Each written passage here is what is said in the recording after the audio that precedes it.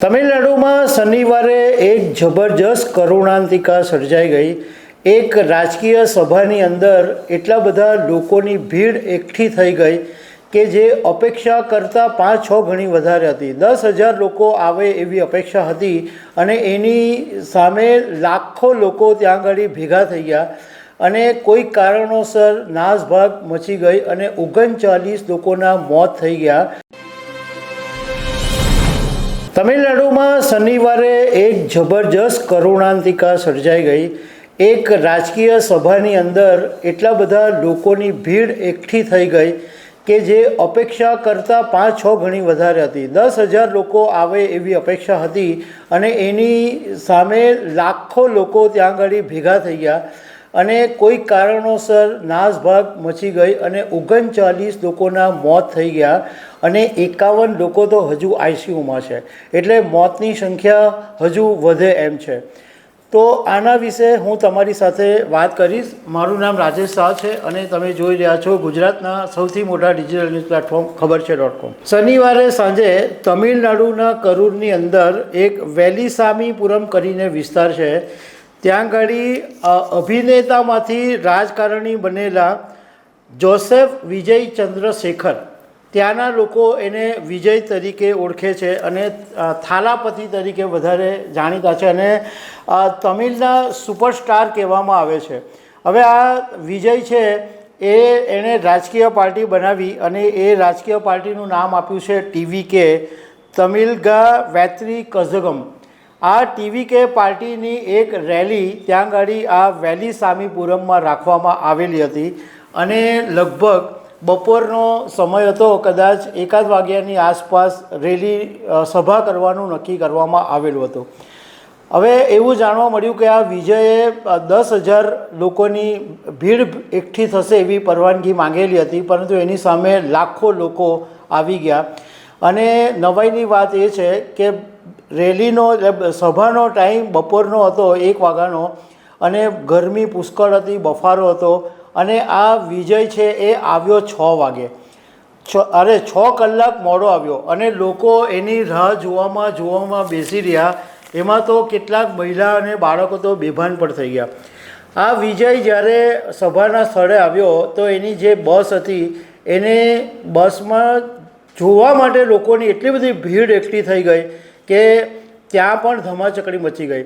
પણ જે media reports છે એની અંદર એવું કહેવામાં આવી રહ્યું છે કે જ્યારે વિજયે સ્ટેજ ઉપરથી એક એવી અપીલ કરી કે એક 9 વર્ષની બાળકી છે એ ગુમ થઈ ગઈ છે, એને શોધવા માટેની અપીલ કરી અને એ પછી ખબર નહીં શું થયું કે એટલી બધી નાસભાગ થઈ ગઈ કે 39 લોકોના મોત થઈ ગયા અને 51 લોકોને અત્યારે આઈસીયુમાં દાખલ કરવામાં આવ્યા છે। મીડિયા રિપોર્ટ્સમાં એવું કહેવામાં આવ્યું છે કે બપોરનો સભાનો સમય હતો અને વિજય આવ્યો 7:20 વાગે। હવે આ ઘટના પછી તમિલનાડુ પોલીસે આ ટીવીકે પાર્ટી છે એના જિલ્લા સેક્રેટરીની સામે અત્યારે કેસ નોંધ્યો છે। પણ આની અંદર જે સૌથી વધારે દુઃખદ અને સૌથી વધારે ખરાબ વાત કહી શકાય એ સામે આવી કે જેવી આ વિજયને ખબર પડી, પહેલાં તો વિજય જ્યારે આ સ્ટેજ ઉપરથી સ્પીચ આપી રહ્યો હતો ત્યારે નાસભાગ મચી અને એમ્બ્યુલન્સો ભીડમાં અટકી ગઈ હતી અને એમ્બ્યુલન્સો લોકોને લઈને દોડાદોડી કરતી હતી। તેમ છતાં આ વિજય પોતાનું ભાષણ ચાલુ રાખ્યું, પણ એ પછી એને એવી ખબર પડી કે આમાં તો ઘણા બધા લોકોના મોત થયા છે, તો એ ભાષણ મૂકીને ત્યાંથી ભાગી છૂટ્યો અને સીધો એરપોર્ટ ઉપરથી એના ઘરે ચાલ્યો ગયો અને એના ઘરે સિક્યુરિટીની વ્યવસ્થા કરી દેવામાં આવી। જેને જોવા માટે આટલા લાખો લોકો આવ્યા એ માણસને કોઈ સંવેદના જેવું જ નહીં હતું કે આટલા બધા માણસો છે તો હોસ્પિટલ જાય, લોકોની માહિતી મેળવે, લોકોની મદદે આવીને ઊભા રહે અને આ માણસ ઘરે જઈને ઘરમાં ભરાઈ ગયો અને પાછો લોકોનો હુમલો નહીં થાય એના માટે સિક્યુરિટીની વ્યવસ્થા કરવામાં આવી। એટલે આ બહુ જ દુઃખદ વાત છે। પણ નવાઈની વાત એ પણ છે કે સાઉથના લોકો છે એ ફિલ્મ ઇન્ડસ્ટ્રી સાથે સંકળાયેલા જે નેતા એક્ટરો હોય છે એક્ટર એક્ટ્રેસ એના માટે બહુ જબરજસ્ત ક્રેઝી હોય છે. કોઈ એક ફિલ્મ આવે સાઉથની અંદર તો લોકો ફિલ્મની જોવા માટે લાઈનો લગાવી દે અને એક્ટરોને ભગવાન તરીકે જુએ. અને ઘણા બધા એક્ટરોના સાઉથની અંદર એટલા માટે મંદિરો પણ બનાવી દેવામાં આવ્યા છે. હવે જે પ્રમાણે મીડિયા રિપોર્ટ્સમાં કારણો કહેવામાં આવ્યા છે કે નાસભાગના કારણો કયા કયા હતા. એક તો 6 કલાક આ વિજય મોડો આવ્યો. બીજું કે વિજયની બસ આવી ત્યારે લોકો એની બસ તરફ ધસી ગયા અને ધક્કા મૂકી એટલી બધી થઈ ગઈ કે લોકોને બેભાન થઈ ગયા અને શ્વાસ લેવામાં તકલીફ પડી ગઈ અને ઘણા બધા લોકો પડી ગયા. અને પડી ગયા એટલે તમારી ભીડ બેકાબૂ થાય એ પછી નીચે પડેલા લોકોની સામે કોઈ જોતું નથી અને આ બધા ભાગદોડની અંદર જે બિચારા નીચે પડેલા હતા એ સાવ કચડાઈ ગયા. એમાં કેટલા બધા તો બાળકો હતા, કારણ કે બાળકો પરિવાર સાથે આવેલા હતા. નાસભાગની અંદર બાળકો વિખૂટા પડી ગયા અને બાળકોની ઉપર આ ભીડે પડી અને ભીડ એની પર કચડી નાખ્યા.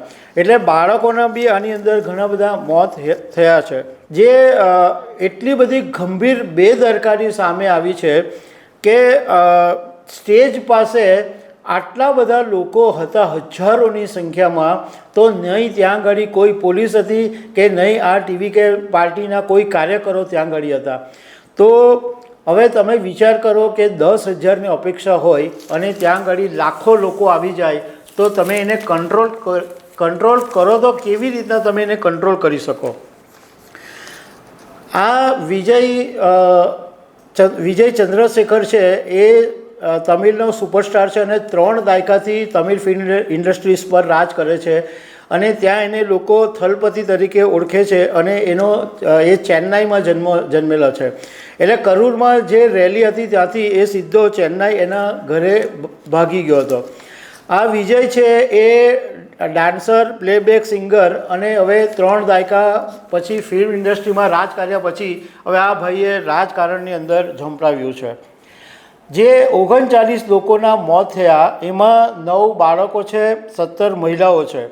હવે આ ઘટના પછી સરકાર જે રીતના બધી વખતે કરે એ રીતના એક તપાસ સમિતિ નિમી દીધી. એટલે તમિલનાડુની સ્ટાલિન સરકારે પણ તાત્કાલિક તપાસ કમિશનની જાહેરાત કરી દીધી અને જસ્ટિસ અરુણ જગદીશનનું કમિશન બનાવી અને એની તપાસ સોંપી દેવામાં આવી. હવે આ વિજયે આ જે લોકો મરી ગયા છે એના મોતની કિંમત બી લગાવી દીધી છે. એણે મૃતકોના પરિવારને 20 લાખ રૂપિયાની જાહેરાત કરી છે અને જે લોકો ઈજા પામ્યા છે એને 2 લાખ રૂપિયા આપવાની જાહેરાત કરી છે. હવે એક વાત સમજવા જેવી છે કે આવી બધી જે ભાગદોડ થાય છે એ મોટા ભાગે ધાર્મિક સ્થળોએ હોય, તહેવારો હોય, આવી જાહેર સભા હોય કે કોઈ સેલિબ્રેશન હોય એવામાં જે ભીડ એકઠી થાય એને કારણે આવી ઘટના બને છે. નેશનલ ક્રાઇમ રેકોર્ડ્સના એક ડેટા છે એના મુજબ 1996થી 2022 સુધીમાં આવી નાસભાગ થવાની 3,935 ઘટનાઓ બની છે અને 2001થી 2022માં 3,074 લોકોના આવી નાસભાગને કારણે મોત થયા છે. એમાંથી 70% પુરુષો અને 30% મહિલા છે. 2023થી 2025ની વચ્ચે પણ ઘણી બધી ઘટનાઓ બની છે અને એમાં પણ 250 કરતાં વધારે ઘટનાઓ બનેલી છે. જે હમણાંની તાજેતરની ઘટનાઓ થોડી મને જે યાદ છે એ તમને કહું તો જાન્યુઆરી 2025ની અંદર મહારાષ્ટ્રના મધરદેવીની મંદિરની અંદર નાસભાગ થયેલી અને 340 લોકોના મોત થયા હતા. હમણાં જ્યારે ઉત્તર પ્રદેશમાં કુંભ મેળો થયો ત્યારે પણ જે નાસભાગ થયેલી હતી ત્યારે સરકારે 30 લોકોના મોત થયા હતા એવું કીધેલું હતું. અને હમણાં 4 જૂન 2025ની અંદર જ્યારે આરસીબીની ટીમ આઈપીએલમાં ચેમ્પિયન બની અને ચિન્નાસ્વામી સ્ટેડિયમની અંદર સેલિબ્રેશન રાખવામાં આવ્યું ત્યારે વિરાટ કોહલીને જોવા માટે અને એના માટે લોકોની એટલી બધી ભીડ સ્ટેડિયમની બહાર ભેગી થઈ ગઈ હતી અને એ નાસભાગમાં પણ 11 લોકોના મોત થયા હતા. એટલે એક વાત બહુ લોકોએ પોતે સમજવા જેવી છે કે જે લોકોનું સેલિબ્રેશન હોય, જે લોકોની જાહેર સભા હોય, એ લોકોના પેટનું પાણી હલવાનું નથી, એ લોકોના પરિવારમાં કોઈને કંઈ ફરક પડવાનો નથી. ફરક પડશે તમારો. તમે આવી જે જાહેર ભીડવાળી જગ્યા જશો અને દાસભાગ થશો તો તમે નિર્દોષ લોકોના જ મોત થવાના છે. તો દર્શક મિત્રો, આવી અનેક વાતો સાથે અમે તમને મળતા રહીશું. Thank you very much.